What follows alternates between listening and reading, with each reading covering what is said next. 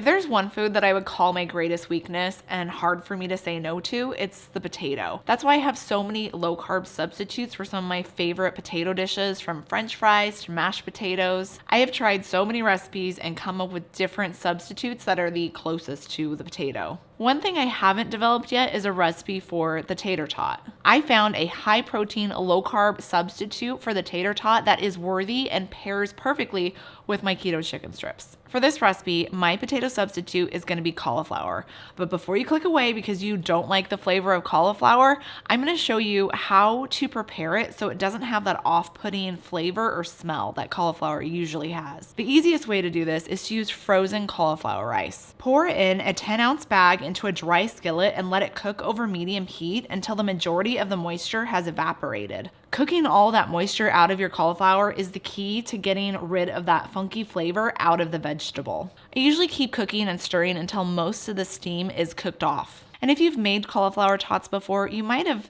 noticed that they had a funky flavor, or maybe they didn't hold up together well. I think that has a lot to do with the fact that how you're preparing the cauliflower. Many recipes call for you to steam your cauliflower first or bake it and then squeeze off some of the moisture.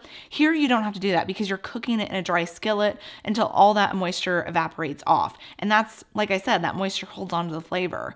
So if you didn't like previous recipes, maybe give this one a shot because that's probably what was missing or what you should have been doing instead. Then you set that aside, and to add some protein to these tots, we're going to be using cottage cheese. You're going to need 1 cup of cottage cheese. You want to add it to a food processor or a blender, and we're going to blend that up until all the curds are smooth and it's creamy. While I work on turning this into a high protein side dish, let's talk about my sponsor for today's video, which is Element Electrolytes.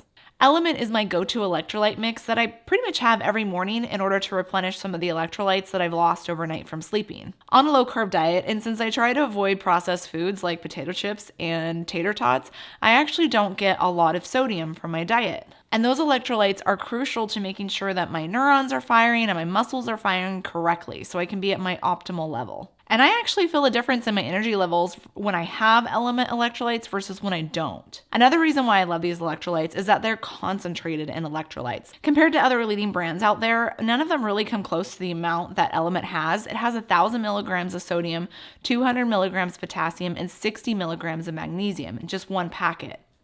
And you don't have to have the entire packet. Like sometimes I only have half a packet. Plus, I really like the flavor. I'm still on my citrus kick, so orange has been my go-to this week, but I also love their citrus. They have grapefruit, a bunch of other different flavors that you should try. And if you want to try them, right now, Element is offering my viewers a free sample pack with any Element order. So it's a great way to try some of their flavors. All you have to do is go to drinkelement.com/KetoFocus to get yours. Now that I'm refreshed and hydrated, let's finish these tots. Add your cooked cauliflower rice to a large bowl and then pour in that blended cottage cheese.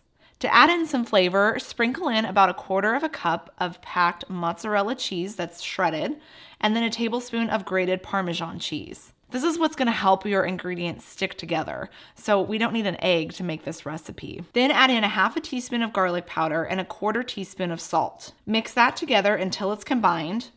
I really think that this is really good by the spoonful too, so you could just try a couple and see how you like it, or just adjust your seasonings if you want to make them spicy, maybe add a little bit more cheese. You do you. To portion this into tater tots, scoop up about a tablespoon worth of cauliflower mixture and then mold it into a tater tot shape.